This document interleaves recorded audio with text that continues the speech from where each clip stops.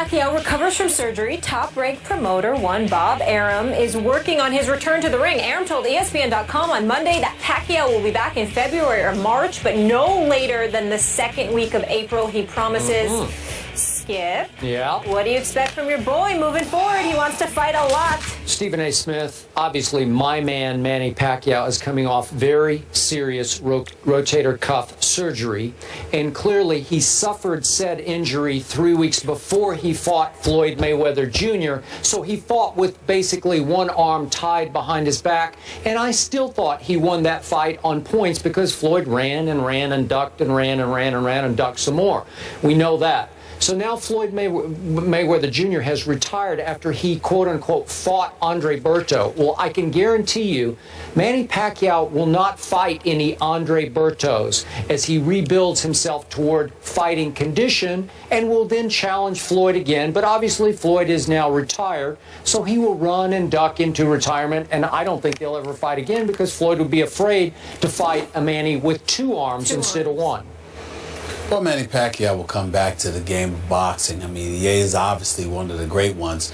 Here's hoping he doesn't get put to sleep. It doesn't look like if he overdosed on Ambien. Let's make sure that nothing like that happens to him. David Garcia, I still think is probably a little bit too small for him. Keith Thurman is a fight that I would like to see. I'd like to see him fight a Canelo Alvarez or a rematch with a Freddie Roach-trained Miguel Cotto. Who will Freddie Roach pick in that particular situation to train? Manny Pacquiao, I have no doubt, will be even better because after getting schooled on the art of boxing, like Floyd Money Mayweather has done, one arm? I really believe How do you that school now, a one-arm fighter? I really believe that now, since he'll have guys that can't evade his punches and make him miss 400 times the way Floyd did, I think Manny Pacquiao will actually be great again. Yeah, because I agree. He won't be He'll able fight to legitimate fighters. He'll be able to hit other dudes. Yeah. Couldn't hit Floyd. Yeah. We'll see. You know what I'm excited for? Tomorrow, we have a great debate on the show. Who is truly America's team? The Yanks, the Cowboys? Do you have others? It's a joke. Weigh in. We want to hear from you.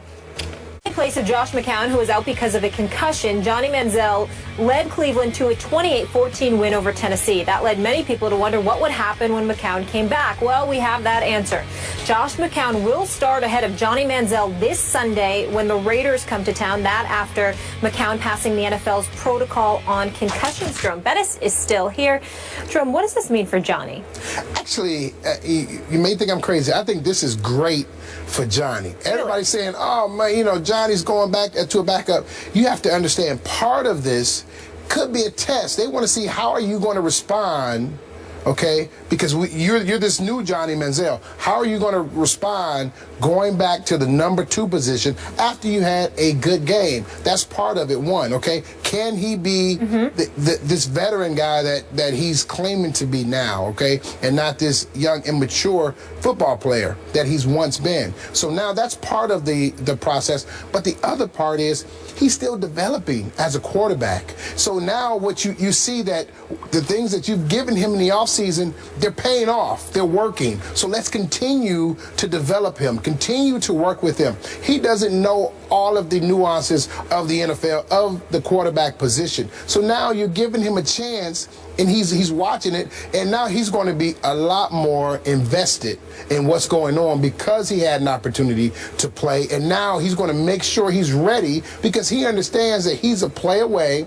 and it gives the public an opportunity to now, like Johnny Manziel again. Because right now in Cleveland, no one really likes Johnny Manziel. So now you get this good game out of him. Now the public goes into his favor. And the biggest part of all of this is Johnny Manziel's confidence. Now you get his confidence at a sky high. You take him off the field. You put him back in a learning situation. And now he's going to soak up and want to learn more because he thinks inside, you know what? I'm ready. I know I can do this. That winning is contagious. Because at the end of last season, he said some things about, well, if I can't get better, if I can't do it, I need to find something else to do. That is a sign that there's no confidence there as a football player. So now you're building his confidence, okay? You're building his resume. You're building his fan support. You're doing all these positive things, and he's learning at the same time. And you give yourself an opportunity to bring him off the bench as a spark plug if you need him. So I think this is nothing but a positive situation for Johnny Manziel, as long as he sees it that way and still understands that he has a great opportunity to get better. You buying that? Yeah, I buy it. He has to see it as an opportunity to get better. I think he will, because I think the presence of McCown helps that. If you had a quarterback that wasn't willing to help you, that was experienced enough and wasn't willing to share those experiences with you and help guide you, to elevate you, that would be different. But the fact that you're playing behind a quarterback that's willing to do that for you, I think goes a long way to facilitating Johnny Manziel's growth. And I think as long as he sees that, he's willing to learn, because I think that, you got to remember, this would be far more difficult for him if it was the Johnny Manziel straight out of Texas A&M, who never played in the NFL, who believed he was it and who was this guy. But the fact that he struggled the way that he struggled last year, went through what he went through, plus had the off-season or off-the-field issues that he had, I think that that's humbled him to a point where somebody is gracious from just from a human perspective, as Josh McCown is. I think that helps Johnny Manziel immensely. But Jerome, back to your point about how nobody in Cleveland likes Johnny right now, I think if you left this to a fan vote, Johnny would win the starting job against the Oakland Raiders this Sunday. You disagree with that? No, I believe he possibly would, but you know, that's that one game, we love you, and then you have a bad game, and then you go back to the bottom of the heap. Look, do I think this current regime featuring Mike Pettin and Ray Farmer, do I think that they believe they have a little better chance to beat the Oakland Raiders with Josh McCown than Johnny Manziel? I believe that. I believe they would like Josh to play every game from here on out through the rest of this year, because they think Josh could save their jobs better than Johnny could save their jobs at this point in Johnny's growth. I said this to start the show, and I'm going to stick by it. On draft night, Patton and Farmer were not remotely on board with even drafting Johnny Manziel. So when the owner overrules you and the quarterback coach is on your side, he's no longer there. He's been replaced. It's a bad situation from jump, because you're with two guys who are the two primary football decision makers who do not believe in you and your very unusual skill set. And as I always say, you either gulp the Johnny Kool-Aid or you're going to spit it out, because it's going to have a bitter taste to you, because it is completely unconventional.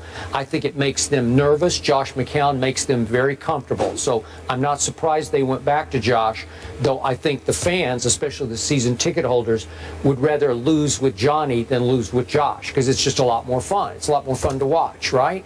So they're doing what they need to do to save their jobs, which I don't think will get saved at all. I think this will be their last year, one and done this year. So do you think, let me ask you this question, do you think it's beneficial for Johnny Manziel to go back to the backup role?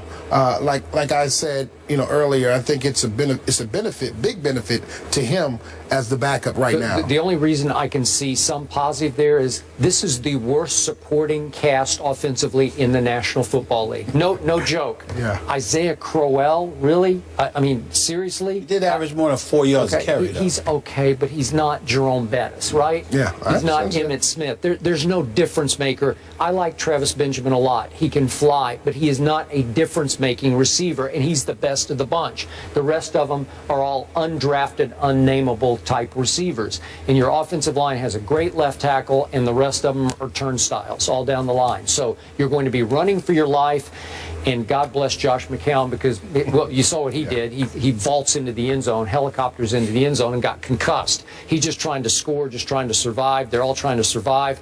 I hope Johnny winds up somewhere else. That's just me, because I think this is an unwinnable situation in Cleveland. All I know is if Josh struggles on Sunday against the Raiders, we'll be hearing the Johnny chants. Oh, yeah. The backup quarterback quickly becomes the favorite. And you know what? The Raiders are no joke to me. They're going to cause problems for everybody I wanted they play. to mention that. I'm surprised. I'm pleasantly surprised at what I'm seeing from the Raiders. They don't seem as pathetic as after the first game, everybody kind of ripped him. Derek Carr was taken in the draft later than Johnny Manziel. He was. Let's see what he does. Let's see what Amari Cooper does. Yep. And some of those guys on defense, some really great pieces. Yeah. More First Take after the break. Keep it here.